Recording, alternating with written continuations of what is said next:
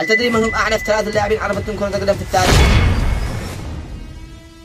اللي كانوا يدخلوا الملعب مش عشان يسجلوا أهداف، وإنما كانوا يكسروا اللاعبين.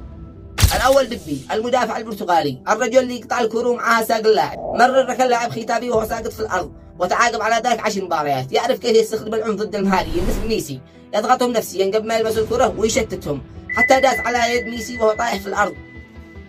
الثاني روي كين، هذا مش لاعب، هذا انتقم من والد هالاند، كسر ركبته وأنهى مسيرته، وقال بعدها أنا نادم على الكثير من الأشياء في مسيرتي لكن تلك لا. الثالث جاتوزو، الوحش الإيطالي، صراخ، نرفزه، جنون في كل تدخل، كل مباراة كانت حرب، لاعب مشكلجي مع الكل، حتى زملائه ومدربين ال3 اللاعبين كتبوا أسمائهم في التاريخ بالدم والعرق والخوف. قل لي يا بطل، من فيهم الأعنف فعلا؟ ومن برأيك أعنف من هؤلاء؟ كلمني في التعليقات. وإذا يا حب أعجبك المقطع اشترك في القناة الغالي واعمل لايك من أجل أحقق هدف الوصول ل 1000 مشترك. والسلام عليكم ورحمة الله وبركاته.